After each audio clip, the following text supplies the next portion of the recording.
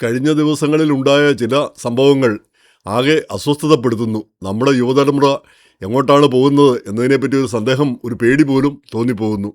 ഏറ്റവും ലേറ്റസ്റ്റ് സംഭവം ഇതാണ്. ഇന്നലെ, അതായത് ഓഗസ്റ്റ് 11 ചൊവ്വാഴ്ച, മസാച്യുസെറ്റ്സിലെ ആക്ടണിൽ ഒരു സ്ത്രീയും 44 വയസ്സുള്ള സുധാ വെങ്കടേശനും അവരുടെ ഇളയ മകൻ 14 വയസ്സുള്ള സിദ്ധാർത്ഥും കൊല്ലപ്പെട്ടു. അപ്പോൾ അവരെ പിന്നെ ഈ കൊലപാതകങ്ങളിൽ അവരുടെ മറ്റൊരു മകൻ അർജുൻ അരവിന്ദ് 17 വയസ്സുള്ള അയാളെ പിന്നീട് പോലീസ് അറസ്റ്റ് ചെയ്തു. സംഭവം ഇതാണ്. വൈകിട്ട് 6:30 ആയപ്പോഴത്തേക്ക് സാധാരണ ചെല്ലുന്ന ട്യൂട്ടർ വീട്ടിൽ ചെന്നു. വീടടഞ്ഞു കിടക്കുന്നു. സന്ദേഹം തോന്നി അയാൾ ഈ അർജുൻ്റെ പിതാവിനെ വിവരം അറിയിക്കുന്നു. പിതാവ് പോലീസിനെ ഒരു വെൽഫെയർ ചെക്കിന് അങ്ങോട്ട് വിടുന്നു. അവിടെ ചെല്ലുമ്പോഴത്തേക്ക് ഈ സ്ത്രീയും പിന്നെ മകനും മരിച്ച നിലയിലാണ് കാണപ്പെടുന്നത്. അപ്പം ഈ അർജുനെ ഒട്ട് കാണുന്നുമില്ല. അപ്പം ഇവരുടെ സുധാ വെങ്കടേശൻ്റെ കാറും എടുത്ത് ഈ അർജുൻ പോയിരിക്കുന്നുവെന്ന് മനസ്സിലായി. അങ്ങനെ അയാളെ 8-9 മണിക്കൂർ, ഏതാനും മണിക്കൂർ തെരഞ്ഞു. പിറ്റേന്ന് രാവിലെ ആയപ്പോഴത്തേക്ക് ഈ വേലാൻ എന്ന് പറഞ്ഞ വേറൊരു സ്ഥലത്ത് കുറേ ദൂരെ അയാളെ കണ്ടെത്തി. ആ കാറിൻ്റെ അകത്ത് അയാളെ കണ്ടെത്തി. ഒരു പ്രശ്നമില്ലാതെ അയാളെ അറസ്റ്റ് ചെയ്യുകയും ചെയ്തു. അപ്പോൾ ഈ പയ്യൻ കഴിഞ്ഞ വർഷവും ഒളിച്ചോടി പോകുകയോ എന്തൊക്കെയോ പ്രശ്നങ്ങളുണ്ടായിരുന്നു. അപ്പോൾ പോലീസ് അന്നും അന്വേഷണമൊക്കെ നടത്തിയതാണ്. എന്നല്ലാതെ അക്രമ സ്വഭാവം ഒന്നും കാണിച്ചിരുന്നില്ല. പിന്നെ പഠനത്തിലൊക്കെ മിടുക്കനായിരുന്നു. പിന്നെ ആർട്ടിഫിഷ്യൽ ഇൻ്റലിജൻസ് സംബന്ധിച്ചൊക്കെ നല്ല വിവരമുള്ള വ്യക്തിയായിരുന്നു. അപ്പോൾ ഇതെങ്ങനെ സംഭവിച്ചെന്നാണ് മനസ്സിലാവാത്തത്. അപ്പോൾ ഇതിലേറ്റവും പോലീസ് കണ്ടെത്തിയ ഒരു കാര്യം, ഈ കുടുംബത്തെ കൊല ചെയ്യുന്നതിനെപ്പറ്റി ഇയാൾ റിസർച്ച് പിന്നെ ഗൂഗിളിലും മറ്റും തെരഞ്ഞ്, അതുപോലെ തന്നെ ആർട്ടിഫിഷ്യൽ ഇൻ്റലിജൻസ് ഉപയോഗിച്ചൊക്കെ അത് തെരഞ്ഞ് കണ്ടുപിടിക്കുകയായിരുന്നു എങ്ങനെയാണ് കുടുംബത്തെ കൊല്ലുന്നത്. അപ്പോൾ എന്ന് ചോദിച്ചാൽ മാനസികമായിട്ട് അത്രയധികം പ്രശ്നത്തിലായിരുന്നിരിക്കാം. അല്ലെങ്കിൽ പിന്നെ അങ്ങനെയൊക്കെ നോർമലായ ഒരാൾ അങ്ങനെയൊന്നും ചിന്തിക്കില്ലല്ലോ. അപ്പോൾ അത് വളരെ സങ്കടം തോന്നുന്നു. ഒരു കുടുംബം ആണ് പിന്നെ ഈ 2 മക്കളല്ലാതെ, അർജുനും ഈ ഇളയ സിദ്ധാർത്ഥും അല്ലാതെ വേറെ മക്കളുണ്ടോ എന്ന് അറിഞ്ഞുകൂടാ. അതിനെപ്പറ്റിയുള്ള കൂടുതൽ വിവരങ്ങളും അറിവായിട്ടില്ല. അപ്പോൾ എന്തായാലും ഈ സംഭവം നമ്മളെ അങ്ങ് നടുക്കിക്കളയുന്നു. ഇങ്ങനെയുള്ള സംഭവങ്ങളൊക്കെ ആവർത്തിക്കുന്നു എന്നുള്ള രീതിയിലാണ് കാര്യങ്ങളുടെ പോക്ക്. അപ്പോൾ അതിനും 2 ദിവസം മുമ്പ് ഓഗസ്റ്റ് 9 ഷിക്കാഗോയിൽ പിന്നെ ആൽബനി പാർക്ക് എന്ന് പറഞ്ഞ സ്ഥലത്ത് ഒരു 32കാരി കൊല്ലപ്പെട്ട കേസിൽ 31കാരനായ അങ്കൂർ പട്ടേലിനെ വിമാനത്താവളത്തിൽ വെച്ച് അറസ്റ്റ് ചെയ്തു. ഈ അങ്കൂർ പട്ടേൽ ഇന്ത്യൻ നാഷണൽ ആണെന്ന് കരുതുന്നു. അതുകൊണ്ടായിരിക്കുമല്ലോ ഇന്ത്യയിലേക്ക് സ്ഥലം വിടാനായിട്ട് ഒരുങ്ങുന്നത്. അപ്പോൾ അയാൾ വിമാനത്താവളത്തിൽ വെച്ച് അറസ്റ്റ് ചെയ്തു. അപ്പം ഈ കൊല്ലപ്പെട്ട സ്ത്രീ ആരാണെന്ന് പിന്നെ പോലീസ് അറിയിച്ചിട്ടില്ല, വ്യക്തമാക്കിയിട്ടില്ല. അതുപോലെ ഇതിൻ്റെ പിന്നിലെ കാരണം എന്താണെന്നും വ്യക്തമാക്കിയിട്ടില്ല. അതങ്ങനെ കിടക്കുന്നു. അതിനും ഏതാനും ദിവസം മുമ്പാണ് വേറൊരു കക്ഷി, അയാളുടെ പേര് വരുൺ ബച്ചിഗാരി, 20 വയസ്സ്. യവൻ അരിസോണയിൽ പഠിക്കാൻ വന്നതാണ്. അവിടെ ഏതോ ഒരു പെങ്കൊച്ചുമായിട്ട് 19 വയസ്സുള്ള ജൂലിസ റൂബി സലാസർ, ആ കുട്ടിയുമായിട്ട് ലോഹ്യമായി. അവർ ഒരുമിച്ച് താമസിക്കാൻ പറ്റായിരുന്നു എന്ന് തോന്നുന്നു. പിന്നെ ആ കുട്ടി ഇവനെ വിട്ടു പോകാനായിട്ട് ഒരുങ്ങുകയോ മറ്റോ ചെയ്തു. അപ്പോഴത്തേക്ക് ഇവൻ പിണങ്ങി അവനെ അപായപ്പെടുത്തി. എന്നിട്ട് രക്ഷപ്പെട്ട് ജർമ്മനി വരെ എത്തി. ഹൂസ്റ്റൺ വഴി വിമാനം കയറി ജർമ്മനി വരെ എത്തി. പക്ഷേ പുറകെ അവിടെ പോലീസ് അലർട്ട് ചെയ്തു, അവനെ പിടികൂടി. ഇപ്പം ജർമ്മനിയിൽ നിന്ന് അടുത്ത ദിവസങ്ങളിൽ അവനെ ഇങ്ങോട്ട് കൊണ്ടുവരും. അപ്പോൾ കുട്ടി മരിച്ചതിന് ശേഷവും ആ കുട്ടിയുടെ ക്രെഡിറ്റ് കാർഡും ഫോണും എല്ലാം എടുത്തിട്ട് കുട്ടി മരിക്കാത്ത രീതിയിൽ വീട്ടിലേക്ക് അമ്മയ്ക്കൊക്കെ സന്ദേശം അയച്ചുകൊണ്ടിരിക്കുകയായിരുന്നു ഇവൻ. അപ്പോൾ ഇങ്ങനെയുള്ള മഹാദ്രോഹി അടുത്ത ദിവസങ്ങളിൽ തിരിച്ച് എത്തുകയാണ് ചെയ്യുന്നത്. അപ്പോൾ ഇങ്ങനെ സംഭവിക്കുന്നത് എന്താണ്? വേറൊരു സംഭവം കൂടി ഉണ്ട്, അത് അവസാനം പറയാം. അത് പിന്നെ കൊലപാതകമല്ല, നരഹത്യ. അപ്പം ഇങ്ങനെ എന്തുകൊണ്ടാണ് സംഭവിക്കുന്നത്? ഇപ്പം ഈ മസാച്യുസെറ്റ്സിലെ കാര്യത്തിൽ നമുക്കൊരു സന്ദേഹം ഉണ്ട്, അവന് മാനസിക പ്രശ്നമായിരുന്നിരിക്കാം. അപ്പോൾ ഈ മാനസിക പ്രശ്നം പിള്ളേർക്ക് ഇവിടെ നാനാതരം പ്രശ്നങ്ങൾ നമ്മുടെ കുട്ടികൾ നേരിടുന്നുണ്ട്.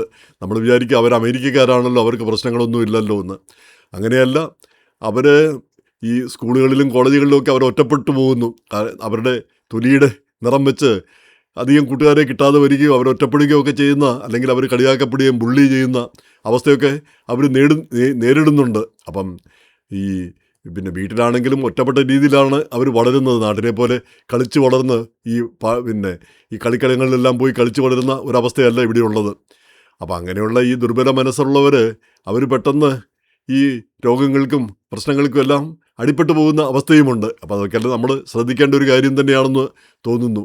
ഈ സംഭവത്തിൽ എന്താണ് കാര്യം നമുക്ക് അറിഞ്ഞുകൂടാ. പയ്യന് എന്തായാലും ഇവൻ കുടുംബത്തെ കൊല്ലുന്ന കാര്യത്തെപ്പറ്റിയൊക്കെ റിസർച്ച് ചെയ്തിട്ടുണ്ടെങ്കിൽ ഏതായാലും നോർമലായിരുന്നു എന്ന് തന്നെ നമുക്ക് കണക്കാക്കാം.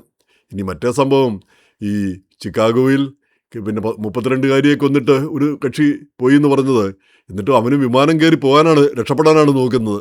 അപ്പോൾ ആ ഇന്ത്യാ ബന്ധം എനിക്ക് തോന്നുന്നത്, ഇന്ത്യയിൽ നിന്ന് വരുന്ന യുവാക്കൾ അവർ ഈ പഠിക്കാൻ വരുന്ന പിള്ളേർ പഠിക്കാനാണ് വന്നതെങ്കിൽ, ഈ എന്തായാലും അരിസോണയിലെ പയ്യൻ പഠിക്കാൻ വന്നതാണ്, പഠിക്കാൻ വന്നവൻ പഠിച്ചാൽ മതി, ഇവിടെ വന്ന് പ്രേമിക്കാനൊക്കെ പോകുമ്പോൾ ഈ ഇന്ത്യയിലെ ആ ചിന്താഗതിയും കൊണ്ടാണ് ഇവരൊക്കെ ഇങ്ങോട്ട് വരുന്നത്. ഈ കാമുകി തൻ്റേത് മാത്രമായിരിക്കണം, തനിക്ക് വേണ്ടി നമ്മുടെ ഈ വിവാഹം കഴിഞ്ഞുള്ള നമ്മുടെ ഒരു സങ്കല്പമുണ്ടല്ലോ, ഭാര്യ കുളിച്ചൊരുങ്ങി മുല്ലപ്പൂവൊക്കെ ചൂടി വന്ന് ചേട്ടാ ചായ എന്ന് പറയുന്ന ആ ഒരു മനസ്സും കൊണ്ടാണ് നമ്മളിൽ പലരും ഇങ്ങോട്ട് വരുന്നത്. പക്ഷേ ഇവിടെ വന്നു കഴിയുമ്പോൾ അങ്ങനെയല്ല യാഥാർത്ഥ്യം.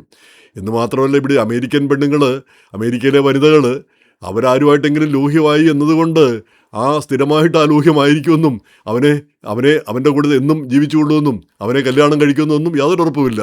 അവരിങ്ങനെ പല രീതിയിലുള്ള ബന്ധങ്ങളുണ്ടാവും. ഒടുവിൽ എപ്പോഴെങ്കിലും ആയിരിക്കും അവർ തീരുമാനിക്കുന്നത് ആ ബന്ധം സ്ഥിരപ്പെടുത്തുന്നതിനെ പറ്റിയോ അല്ലെ വിവാഹത്തെ പറ്റിയൊക്കെ.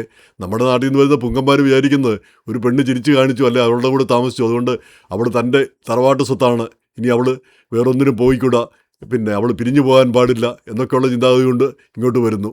അപ്പോൾ അതൊക്കെ ആ ചിന്താഗതിയൊക്കെ കൊണ്ട് അതൊക്കെ ഇന്ത്യയിൽ വെച്ചിട്ട് വേണം ഇങ്ങോട്ട് വരാനായിട്ട്. ഇവിടെ വരുമ്പം അമേരിക്ക എന്താണോ അത് അംഗീകരിക്കാനായിട്ട് ആ രീതിയിൽ ജീവിക്കാനും ചിന്തിക്കാനും കഴിവുള്ളവരായിട്ട് തന്നെ വരേണ്ടിയിരിക്കുന്നു യുവജനത. ഇവിടെ വന്ന് കുറ്റകൃത്യങ്ങൾ ചെയ്യുകയും ഇങ്ങനെയുള്ള ഹീനമായിട്ടുള്ള കാര്യങ്ങൾ ചെയ്യുകയും ഒക്കെ ചെയ്യുക എന്ന് പറഞ്ഞത് ഖേദകരമാണ്. ഇപ്പം മാനസിക പ്രശ്നം കൊണ്ട് വരുന്നത് നമുക്ക് മനസ്സിലാക്കാവുന്നതേ ഉള്ളൂ. മറ്റുള്ളതോ അത് ഒരിക്കലും അംഗീകരിക്കാവുന്ന കാര്യമല്ല. ഇനി മറ്റൊരു സംഭവം ജൂലൈയിൽ നടന്നതാണ് ഫ്ലോറിഡയിൽ. ഇവിടെ എന്തോ കൊളംബിയ യൂണിവേഴ്സിറ്റിയിൽ മാസ്റ്റേഴ്സിന് പഠിക്കുന്ന ഒരു കക്ഷിയാണ്, അയാൾ ഇൻറ്റേൺഷിപ്പിന് ചെന്നതാണ് ഫ്ലോറിഡയിൽ. അപ്പം ആ കാഡിലാക്ക് കാറ് SUV അത് 100 മൈൽ സ്പീഡിൽ ഓടിച്ചു. അത് ചെന്ന് ഏതോ വണ്ടിക്കിട്ട് ചെന്നിടിച്ചു. ആ വണ്ടി പിന്നെ ഒന്ന് രണ്ട് വണ്ടികളെ കൂടി ഇടിച്ചു. അപ്പോൾ ആദ്യം ഇടിച്ച വണ്ടിയിലുണ്ടായിരുന്ന 81 വയസ്സുകാരൻ മരിച്ചു. അതിൻ്റെ പേരിൽ അയാളെ ഈ ആകാശ് ദാസ് എന്ന് പറഞ്ഞ അയാളെ അറസ്റ്റ് ചെയ്തു. അപ്പോൾ നല്ലൊരു ചെറുപ്പക്കാരൻ, അയാളുടെയും ഭാവി പോകുന്ന പരിപാടിയാണ്, കുറേ വർഷം അകത്ത് കിടക്കേണ്ട സ്ഥിതി വരും. അപ്പോൾ ഈ ചെറുപ്പക്കാർ ഈ അമേരിക്ക സ്വാതന്ത്ര്യമൊക്കെ തരുന്നുവെങ്കിൽ കൂടി അത് വേണ്ട വിധം ഉപയോഗിക്കണം, അല്ലാതെ കുറ്റകൃത്യങ്ങളിലേക്കും തെറ്റായ കാര്യങ്ങളിലേക്കും പോകുന്നതിനല്ല അത് ഉപയോഗിക്കേണ്ടത്.